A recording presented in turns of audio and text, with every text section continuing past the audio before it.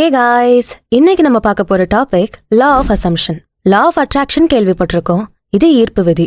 இதை வச்சு பிரபஞ்சத்துக்கிட்ட இருந்து நம்ம ஆசைப்பட்ட விஷயங்களை கேட்டு அடைய முடியும். அது என்ன லா ஆஃப் அசம்ஷன்? அனுமானம் செய்யறது, அசியூம் பண்ணிக்கிறது. புரியுற மாதிரி பாஷையில சொல்லணும்னா, கங்கா சந்திரமுகி ரூமுக்கு போனா, கங்கா சந்திரமுகியா நின்னா, கங்கா சந்திரமுகியா தன்னை நினைச்சுக்கிட்டா, கங்கா சந்திரமுகியா மாறினா.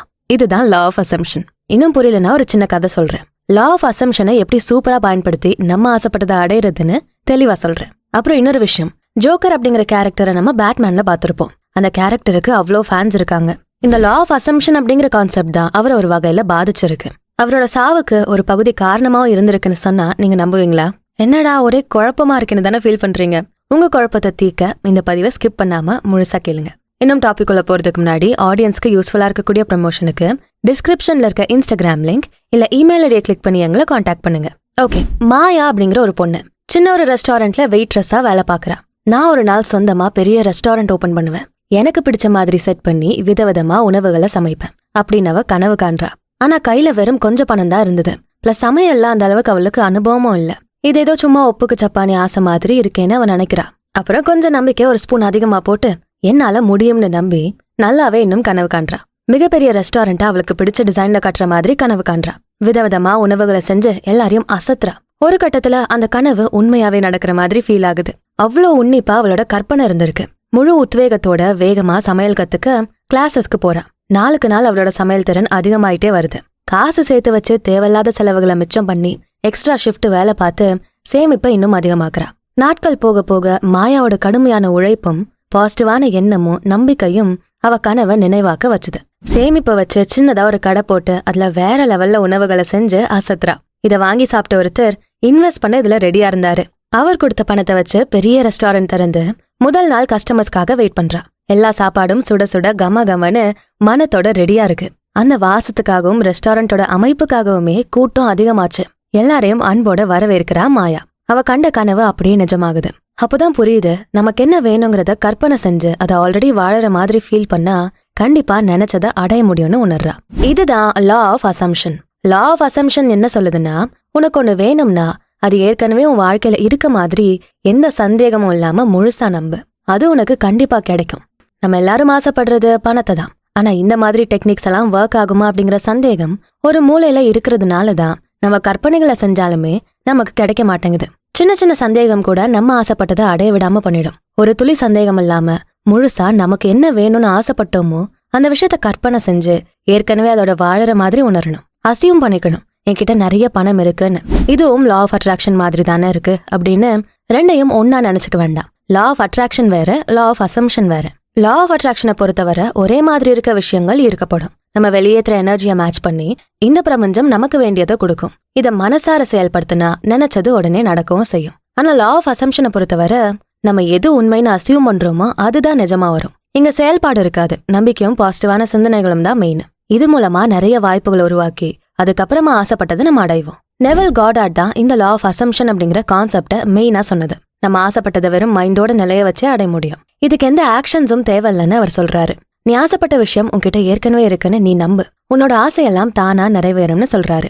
இப்படி எல்லாமே கிடைச்ச மாதிரி சிந்திக்கிறப்போ நம்மளோட ஆழ் மனசை நம்ப வைக்கிறோம். உனக்கு எல்லாம் கிடைச்சிருச்சுன்னு அதை பிரெயின் வாஷ் பண்றோம். அப்ப அது உடலையும் அதுக்கேத்த மாதிரி செயல்பட வச்சு ஆசைகள் எல்லாம் நிஜமாக்கக்கூடிய ஆட்டோமேட்டிக் மோட ஆன் பண்ணி விட்டுரும். பட் நம்ம லா ஆஃப் அசம்ஷனை யூஸ் பண்ணதும் உடனே நம்ம கண்ணு முன்னாடி ஆசைப்பட்ட விஷயங்கள் வந்து நிக்காது. அதை அடையிறதுக்கான வாய்ப்புகள் தான் நம்ம கண்ணு முன்னாடி வந்து நிக்கும். அந்த வாய்ப்புகளை நம்ம இறுக்கி பிடிச்சு அதே பாதையில பயணிச்சாதான் நம்ம ஆசைப்பட்ட விஷயங்களை அடைய முடியும். நம்ம யாரை அசியூம் பண்றோமோ அது நம்ம மேல தாக்கத்தை ஏற்படுத்தும் அப்படிங்கிற இந்த லா ஆஃப் அசம்ஷனோட கான்செப்டுக்கு நிஜ வாழ்க்கை உதாரணம்னு சொன்னா ஹீத் லெட்ஜர் தான். ஜோக்கர் அப்படிங்கிற கதாபாத்திரத்தை பண்ணவர் தான் இந்த ஹீத் லெட்ஜர். அந்த படம் ஹீரோ பேட்மேன்காக ஃபேமஸ் ஆனதை விட ஜோக்கர்னு பைத்தியமா நிறைய பேர் சுத்துனாங்க. அப்படி வில்லன் கேரக்டருக்கு ஃபேமஸான படம் தான் இது. ஆனா இந்த ஜோக்கர் கதாபாத்திரத்தை எடுத்து பண்ண ஹீத் லெட்ஜர் 28 வயசுல இறந்து போறாரு. இதுக்கு பல காரணங்கள் இருக்கு. அதுல ஒண்ணுதான் இந்த லா ஆஃப் அசம்ஷன். தன்னைத்தானே உண்மையான ஜோக்கரா அவர் நினைச்சாரு. அவர் படத்துக்காக ஜோக்கரா நடிக்கல, உண்மையாவே அந்த கேரக்டரா உருமாறி ரியலிஸ்டிக்கா ஜோக்கர் கேரக்டர் கொண்டு வந்தாரு. பேட்மேனோட கதாபாத்திரத்துக்கு தான் முதல்ல லெட்ஜர் ஆடிஷனுக்கு வந்தாரு. ஆனா அதுல அவர் செலக்ட் ஆகல. டைரக்டர் நோலன் அவரை ஜோக்கர் கதாபாத்திரத்துக்காக தேர்வு செஞ்சாரு. ஏன்னா அதுக்கு பயமில்லாத ஒரு ஆள் வேணும்னு. சோ லெட்ஜர் அதுக்கு சரியா இருப்பார்னு இந்த ஜோக்கர் கேரக்டரை அவர்கிட்ட கொடுக்க லெட்ஜருக்கு எப்படியாவது இந்த ரோலை நம்ம சூப்பரா பண்ணணும்னு ஆர்வம், நான் திறமசாலின்னு நிரூபிச்சே ஆகணும்ன்ற வெறி. அதுக்கு அவர் என்ன பண்ணார் தெரியுமா? தன்னைத்தானே ஒரு ஹோட்டல் ரூம்குள்ள லாக் பண்ணிக்கிட்டு 6 வாரங்கள், கிட்டத்தட்ட 42 நாட்கள் அதே ரூம்குள்ள உட்காந்து தன்னைத்தானே அந்த ஜோக்கரா அசியூம் பண்ணாரு. அந்த பயமுறுத்தக்கூடிய சிரிப்பு, ஜோக்கரோட ஆட்டிடியூட், இது எல்லாத்தையும் பயிற்சி பண்ணி முழுசா ஜோக்கரா மாறினாரு. இது கூடவே இன்னொரு ஆச்சரியமான விஷயம் என்னன்னா, அந்த ஜோக்கர் படத்தோட மேக்கப் கூட அவரே பண்ணாரு. இது டைரக்டருக்கும் ரொம்ப பிடிச்சு போச்சு. சோ மேக்கப் ஆர்டிஸ்ட் எல்லாரும் அதே மேக்கப் லுக்க ஒவ்வொரு சீனுக்கும் கிரியேட் பண்ணாங்க. ஜோக்கர் டைரி அப்படின்னு ஒரு டைரிய லெட்ஜர் எங்க போனாலும் எடுத்துட்டு போவாராம். அதுல ஃபுல்லாவே ரொம்ப கொடூரமான கதைகள், கொடூரமான புகைப்படங்கள் இதெல்லாம் தான் இருந்திருக்கு. படத்தோட சீன்ஸ் எடுக்கக்கூடிய நாள்லாம் இவர் அந்த டைரியை எடுத்து பார்த்து மென்டலி தன்னை ஒரு சைக்கோ மாதிரி மாத்தி அந்த ஜோக்கர் கேரக்டரை பண்ணிருக்காரு. இன்னொரு விஷயம் என்னன்னா, ஸ்கிரிப்ட்ல எழுதப்படாத நிறைய சீன்ஸை இவரே பண்ணிருக்காரு. அதை பார்த்து ஷூட்டிங் ஸ்பாட்ல இருந்த எல்லாருமே கை தட்டி பாராட்டியிருக்காங்க. கொஞ்சம் கொஞ்சமா ஒரு ஜோக்கராவே மாறி இருக்காரு. ஒரு சூப்பர் ஹீரோ படத்துல சப்போர்ட்டிங் ரோல் பண்ணி ஆஸ்கர் வாங்கின ஒரே ஆள் ஹீத் லெட்ஜர் தான். இந்த ரோலுக்காக தான் போட்ட உழைப்பினால தூக்கமின்மை பிரச்சனைகள் அவருக்கு வந்ததா சொல்லப்படுது. பிளஸ் ஓவரா ட்ரக்ஸ் எடுத்ததுனாலதான் அவர் இறந்து போனதாகவும் ரிப்போர்ட் இருக்கு. ஒரு கேரக்டருக்காக ஒருத்தர் தன்னைத்தானே மன ரீதியா இப்படி வருத்திக்கிறத நம்மளால நம்பவே முடியல. ஒரு விதத்துல இங்கேயுமே இந்த லா ஆஃப் அசம்ஷன் தான் நடந்திருக்கு. ஏன்னா லெட்ஜர் தன்னைத்தானே ஜோக்கரை அசியூம் பண்ணி முழுசா அந்த படத்துக்காக மாறினாரு. ஒரு பழமொழி சொல்ற மாதிரி எந்த ஒரு விஷயத்தையும் அளவுக்கு மீறி பண்ணா அமுதமும் நஞ்சுதான். பட் இதனாலதான் அவர் இறந்து போனாரு அப்படிங்கிற எவிடன்ஸ் எதுவும் இல்ல. அவரு ட்ரக்ஸ் அதிகமா எடுத்து ஓவர் டோஸ் ஆனதாலதான் இறந்து போனதா சொல்லப்படுது. பட் இந்த நிலைமைக்கு அவரை இவ்வளவு தூரம் தள்ளினது அண்ட் ஜோக்கரா ஒரு தத்ரூபமா இப்படி நடிச்சதுக்கு இந்த லா ஆஃப் அசம்ஷனும் காரணம் தான். சந்திரமுகி படத்துல கங்கா தன்னைத்தானே சந்திரமுகியா நினைச்சு உண்மையாவே மாறிடுவாங்க. இதுதான் இந்த லா ஆஃப் அசம்ஷனும். சோ நம்ம சூஸ் பண்ணக்கூடிய கதாபாத்திரமும் நம்மளோட எனர்ஜி லெவலை கண்டிப்பா தாக்கும். அப்ப நம்ம எதுவா நினைச்சு நம்ம வாழுறோமோ அதுவா தான் மாறுறோம். சோ இந்த லா ஆஃப் அசம்ஷன் கான்செப்ட் ரொம்பவே எஃபிஷியன்டானது, ஒர்க் ஆகக்கூடியது.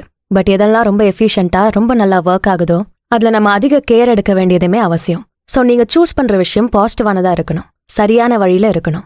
சோ சரியான விஷயங்களுக்கு நீங்க இந்த லா ஆஃப் அசம்ஷன் அப்ளை பண்றப்போ பயங்கரமான ரிசல்ட்ஸ் கிடைக்கும். சோ நான் இங்க எக்ஸ்ட்ரீம் எக்ஸாம்பிள்ஸ் தான் சொன்னேன். சந்திரமுகி, ஜோக்கர்னு சொன்னதும் லா ஆஃப் அசம்ஷன் மொத்தமா பேடுன்னு நினைச்சு பயப்பட வேண்டாம். நம்ம யூஸ் பண்ற முறையில தான் இதோட எஃபெக்ட் இருக்கும். சோ பாசிட்டிவா பயன்படுத்தினா பாசிட்டிவான மாற்றம் நிறைய கிடைக்கும். நான் இப்படிப்பட்ட சிறந்த மனுஷனா, ஆரோக்கியமான மனிதனா வாழணும்னு கற்பனை செஞ்சு அதுவாவே ஏன் வாழக்கூடாது?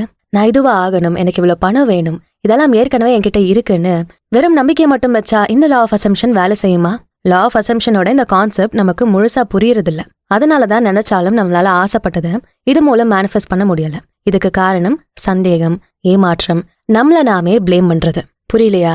உதாரணத்துக்கு நான் பெரிய பணக்காரனாக போறேன் அப்படின்னு நம்ம சொல்றோம். ஆனா நம்ம மைண்ட் எங்க போகும்? எப்போ பணக்காரனாக போறேன், எப்படிதான் நான் பணக்காரனாவேன், எதுவுமே இல்லாம இருக்கனே, இப்படி இது பாசிபிள் தானா? இப்படி கேள்விகளை அடுத்தடுத்து பட்டு பட்டுன்னு கேட்டுக்கிட்டே இருக்கும். இதெல்லாம் தான் தடங்கள்னு சொல்லுவோம். நான் பெரிய பணக்காரனாக போறேன்னு நினைக்கிறப்பவே நல்ல எனர்ஜி ஃப்ளோ ஆகும். இந்த மாதிரி கேள்விகள் அப்படியே அந்த எனர்ஜியை தடுக்கும். அப்போ உள்ளுக்குள்ள பிரச்சனை வர ஆரம்பிக்குது. இதனால லா ஆஃப் அசம்ஷனும் சரியா வேலை செய்யறது இல்ல. அப்ப என்ன செய்யறது? எப்படி அந்த தடங்களை உடைக்கிறது? நம்ம வேணும்னு நினைக்கிற ஒரு விஷயம் நம்ம கிட்ட ஏற்கனவே இருக்க மாதிரி கற்பனை செய்யணும்னா, நம்பணும்னா அதுவாவே நம்ம மாறணும். நான் பணக்காரன் ஆக போறேன்னு நீங்க சொல்றீங்க, நினைக்கிறீங்க, நம்புறீங்க. அப்போ எப்படி, எப்போ அப்படிங்கிற கேள்விகள் எல்லாம் வரும் தான். ஆனா தினமும் ஒரு பணக்காரன் வாழற மாதிரி நீங்க வாழ்ந்தா, அவன மாதிரியே சிந்திச்சா, ஜோக்கர் மாதிரி நிஜமாவே அதை செயல்படுத்தினா, தினமும் பணக்காரன் சிந்திக்கிற மாதிரியே சிந்திங்க. பணக்காரன் எப்படி நடப்பானோ, எப்படி பேசுவானோ, எப்படி சாப்பிடுவானோ, இதெல்லாத்தையும் அப்படியே காப்பி பேஸ்ட் பண்ணணும். அப்போதான் நிஜமாவே நீங்க அப்படி வாழற உணர்வு வரும். இதை செய்ய செய்ய வாய்ப்புகளுக்கான கதவு திறக்கும். மாயை எப்படி ஒரு சின்ன கடையை போட்டு பிரபலமாகி இன்வெஸ்டரை ஈர்த்து பெரிய ரெஸ்டாரண்ட் வச்சாலோ அந்த மாதிரி முழுசா சந்திரமுகியா மாறினாதான் சந்திரமுகிக்கு ஏத்த விஷயங்கள் கிடைக்கும். பணக்காரனோட வாழ்க்கையை நான் எப்படி வாழ முடியும்? என்னால BMW கார்ல போக முடியுமா? அந்த காரெல்லாம் ஒரு நாள் வாங்கணும்னு தானே நான் இந்த லா ஆஃப் அசம்ஷனை யூஸ் பண்றேன். அவன மாதிரி வாழனா எப்படி வாழறது? நான் BMW ரேஞ்சுக்கெல்லாம் உங்களை பணக்கார வாழ்க்கையை செயல்படுத்த சொல்லல. ஜஸ்ட் உங்ககிட்ட இருக்க விஷயங்களை வச்சே பணக்காரனா வாழணும். ஒரு பணக்காரன் சிந்திக்கிற முறையில சிந்திங்க. பிசினஸ் பத்தி சர்ச் பண்ணுங்க. எப்படி இதுல ப்ராஃபிட் பார்க்கலாம்னு யோசிங்க. பணக்காரன் எப்படி சாப்பிடுவான்? அளவோட டீசென்டா சாப்பிடுவான், நீட்டா உட்காந்து சாப்பிடுவான். எப்படி ட்ரெஸ் பண்ணுவான்? காஸ்ட்லியான கோட்டு சூட் வாங்கலாம், காசு இல்ல, ரைட்டா? அதெல்லாம் வேண்டாம். உங்களால முடிஞ்ச அளவுக்கு குவாலிட்டியான காஸ்ட்லியான ஷர்ட் வாங்குங்க. போடுற அந்த சட்டை பேண்ட்டை கூட நீட்டா அயன் பண்ணி பணக்கார மாதிரி போடுங்க. பணக்கார மாதிரி ஹேர் ஸ்டைல் வாங்க, அவங்க ஸ்டைல்ல நடங்க, கான்ஃபிடென்ட்டா சுத்துங்க, ப்ரொஃபஷனலா பேசுங்க.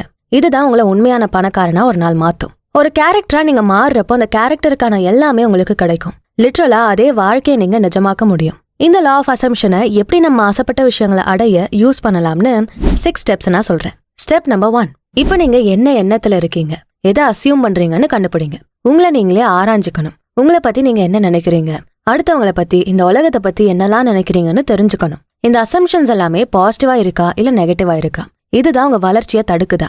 இப்படி கேள்விகளை கேட்டு பதில் சொல்லுங்க. இந்த முதல் ஸ்டெப்ல நீங்க ரொம்ப நேர்மையா இருக்கணும். இதுதான் லா ஆஃப் அசம்ஷனோட அடித்தளத்தை நிரப்பும். அடுத்த ஸ்டெப் நம்பர் 2, நெகட்டிவான அசம்ஷன்ஸ், அதாவது நெகட்டிவான அனுமானங்கள் இருந்தா அதை வெளியேற்றணும். இப்ப முதல் ஸ்டெப்ல என்ன அனுமானங்கள்லாம் இருக்குன்னு பார்த்தோம். அதுல ஏதாவது நெகட்டிவா இருந்தா நோட் பண்ணி வச்சு இதை நான் மாத்த போறேன்னு நம்புங்க. ஸ்டெப் நம்பர் 3, நெகட்டிவான விஷயங்களை அப்படியே விடுறது, வெளியேற்றுறதையோ விட அதை பாசிட்டிவா மாத்துறது ரொம்ப நல்லது. உதாரணத்துக்கு, எனக்கு பணம் சம்பாதிக்கிறது கஷ்டமா இருக்குமோ அப்படிங்கிற அசம்ஷனை எனக்கு நிறைய பணம் கிடைக்கும், அதை சம்பாதிக்கிறது எனக்கு எளிமையா இருக்கும் அப்படின்னு மாத்தணும். முடிஞ்ச ஒரு பேப்பர் எடுத்து அதுல பாசிட்டிவான அசம்ஷன்ஸ் எல்லாம் எழுதுங்க. தினமும் ஜேர்னலிங் கூட இதுக்காக நீங்க பண்ணலாம். அடுத்து ஸ்டெப் நம்பர் 4, அஃபர்மேஷன்ஸ் யூஸ் பண்ணணும். பாசிட்டிவான வாக்கியங்களை தினமும் சொல்லிக்கிட்டே இருக்கணும். நான் பணக்காரனா வாழறேன், நான் பணக்காரனா செயல்படுறேன், இப்படி தினமும் பாசிட்டிவான வாக்கியங்களை சொல்லிக்கிட்டே இருங்க. போன ஸ்டெப்ல நம்ம உருவாக்குன அந்த அசம்ஷன்ஸை கூட வாக்கியமா சொல்லலாம். 5வது ஸ்டெப், கற்பனை செய்யறது. உங்களோட பாசிட்டிவான அனுமானங்களை நல்லா தூண்டி விட போறது இந்த கற்பனை தான். கற்பனை செய்யுங்க. முடிஞ்சளவு ஒவ்வொரு டீட்டெயில்ஸையும் நல்லா கற்பனை பண்ணுங்க. கற்பனையில செய்யக்கூடிய எல்லா விஷயத்தையும் முழுசா உணருங்க. இதுதான் உங்களோட அசம்ஷனை இன்னும் நிஜமாக்கும்.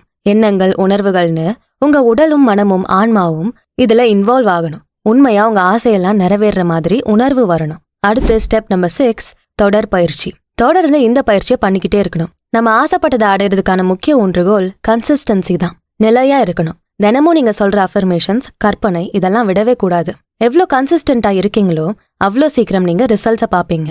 ஒன்ஸ் ரிசல்ட்டை பார்க்க ஆரம்பிச்சதும் நன்றி சொல்லி அதை கொண்டாடுங்க. வேற எந்த நெகட்டிவான எண்ணங்களும் வேண்டாம். முக்கியமா பேராசை வேண்டாம். இதெல்லாம் தான் ஸ்டெப்ஸ். பட் இந்த லா ஆஃப் அசம்ஷனை நல்லா தெரிஞ்சுக்கணும்னா அதுல முழுசா ஊர்ந்து போகணும். அதை உண்மைன்னு நம்ப, அதை பத்தின விரிவான விஷயங்களை தெரிஞ்சுக்க முழுசா களத்துல இறங்கணும். அப்போதான் இந்த ஸ்டெப்ஸ் எல்லாமே ஈஸியா இருக்கும். சரி, எப்படி இந்த லா ஆஃப் அசம்ஷன்ல மாஸ்டர் ஆகுறது? இதுக்கு வெறும் 7 நாள் போதும். முதல் நாள் லா ஆஃப் அசம்ஷன்னா என்னன்னு தெரிஞ்சுக்கணும். வெறும் பேசிக் கான்செப்ட்ஸை படிங்க. இதுல என்ன பிரின்சிபல்ஸ் எல்லாம் இருக்குன்னு படிங்க. நிறைய ஆர்டிகல்ஸ், பிளாக்ஸ், வீடியோஸ்னு இதெல்லாம் பாருங்க. நோட்ஸ் எடுங்க. முக்கியமான பாயிண்ட்ஸ் எல்லாம் ஹைலைட் பண்ணுங்க. எதுலயாவது கேள்வி வந்தா அதுக்கான பதில தேட ஆர்வம் காட்டணும். ஸ்கூல்ல எக்ஸாம்க்கு படிக்கிற மாதிரி படிக்கணும். 2வது நாள் நெவில் காடார்ட் இதை பத்தி என்ன சொல்றாருன்னு பாருங்க. ஏன்னா நெவில் தான் இந்த லா ஆஃப் அசம்ஷன் கான்செப்டோட முக்கியமான ஆளே. அவர் என்ன சொல்றாரு, என்ன டெக்னிக்ஸை விளக்குறாரு, என்ன பயிற்சிகள் இருக்குன்னு எல்லாத்தையும் நோட் பண்ணி அதை நிஜமா செயல்படுத்த பாருங்க. அடுத்து டே நம்பர் 3, கேஸ் ஸ்டடீஸ், நிஜ வாழ்க்கை உதாரணங்கள் இதை படிங்க. இந்த லா ஆஃப் அசம்ஷனை நிறைய பேர் யூஸ் பண்ணிருக்காங்க. அது சக்சஸும் ஆகியிருக்கு. அந்த மாதிரி உண்மை கதைகளை படிங்க. நிறைய பேர் நிறைய சூழலுக்காக இதை யூஸ் பண்ணிருப்பாங்க. அந்த உதாரணங்களை படிக்கணும். டெக்னிக்ஸ் என்ன, மைண்ட் செட் என்ன, இதெல்லாத்தையும் நோட் பண்ணணும். அடுத்து 4வது நாள், புரிதலை ஆழமாக்கணும். லா ஆஃப் அசம்ஷனை பத்தி இந்த 3 நாள் நல்லாவே தெரிஞ்சுக்கிட்டோம். இப்போ இத நல்லா மைண்ட்ல ப்ராசஸ் பண்ணுங்க.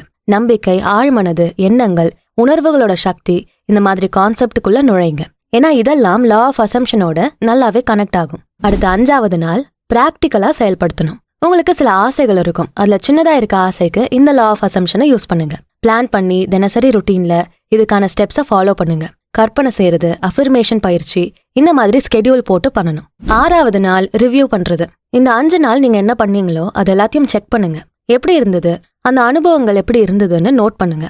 எங்கெங்க நீங்க கஷ்டமா ஃபீல் பண்ணீங்க, எதுலெல்லாம் நல்ல முன்னேற்றம் இருந்தது, எதுக்கு எக்ஸ்பர்ட்ஸோட வழிகாட்டுதல் வேணும், இப்படி எல்லாத்தையும் செக் பண்ணி எழுதிக்கணும். அடுத்து 7வது நாள் சம்மரைஸ் பண்ணணும். முதல் வாரத்துல இருந்து என்னெல்லாம் கத்துக்கிட்டீங்களோ எல்லாத்தையுமே சம்மரி மாதிரி எழுதுங்க. இதுதான் லா ஆஃப் அசம்ஷன்ஸ். இத்தனை டெக்னிக்ஸ் இதுல இருக்கு, இவ்ளோ பிரின்சிபல்ஸ் இருக்கு, இவ்ளோ கஷ்டங்கள் இருக்குன்னு பக்காவா சம்மரியா எழுதணும். புத்தக சுருக்க மாதிரி இனி அடுத்தடுத்த வாரங்கள்ல இன்னும் இந்த லா ஆஃப் அசம்ஷனை கத்துக்கிறதுக்கான பிளானு, அதை வாழ்க்கையில பிராக்டிக்கலா செயல்படுத்துறதுக்கான பிளான், இது எல்லாத்தையும் போடுங்க. ரொம்ப முக்கியமான விஷயம், இந்த லா ஆஃப் அசம்ஷனோட கான்செப்டை தினமும் கத்துக்கிட்டே இருக்கப்பதான் இது வாழ்க்கையில நம்ம கூட கடைசி வர ஒன்னா பயணிக்கும். அந்த 7 நாட்கள் நம்ம கத்துக்கிட்டது வெறும் அடித்தளத்தை தான் கட்டமைக்கும். இன்னும்னு பயிற்சி செய்யறப்போ இந்த லா ஆஃப் அசம்ஷனோட கான்செப்ட்ஸும் அதை அப்ளை பண்ற முறையும் தெளிவா நமக்கு மனசுல பதிஞ்சிரும். சோ லா ஆஃப் அசம்ஷனை ட்ரை பண்ணி பாருங்க. அப்பதான் எந்த மாதிரி ரிசல்ட் வருதுன்னு உங்களுக்கு புரியும். நம்ம என்னென்ன ஆசைப்படுறோமோ அது நிஜமாவே நடக்கிற மாதிரி, அது நம்ம வாழ்க்கையில ஏற்கனவே இருக்க மாதிரி ஃபீல் பண்ணணும். இதுதான் பேசிக். நல்லா கற்பனை பண்ணுங்க. அந்த கேரக்டரா உருமாறுங்க. பணக்காரனா ஆகணும்னா பணக்காரனாவே வாழுங்க. சின்ன சின்ன விஷயங்கள்ல இருந்து ஸ்டார்ட் பண்ணுங்க. அஃபர்மேஷன்ஸ் சூப்பரா ஒர்க் ஆகும். ஒரு துளி சந்தேகம் வந்துடக்கூடாது. சின்ன சின்ன நெகட்டிவான எண்ணங்கள் கூட வரக்கூடாது.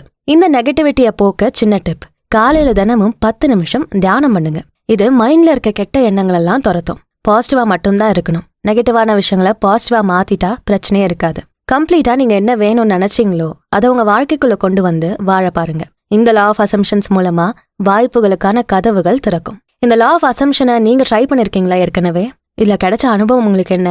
இந்த பதிவை பத்தி உங்களோட கருத்துக்கள் என்ன? கமெண்ட் செக்ஷன்ல சொல்லுங்க. இந்த வீடியோ உங்களுக்கு பிடிச்சிருந்தா ஞாபகமா ஒரு லைக்கை போட்டுட்டு உங்க ஃப்ரெண்ட்ஸ் அண்ட் ஃபேமிலிக்கு ஷேர் பண்ணுங்க. அண்ட் நம்ம சேனல் பியாண்ட் தி ஆர்டினரி அப்புறம் பாடி அண்ட் சோல் தமிழ் ரெண்டுத்துக்கும் சப்ஸ்கிரைப் பண்ணிட்டு பெல் ஐகானை அழுத்திருங்க. நான் உங்களை அடுத்த வீடியோல பாக்குறேன். நன்றி.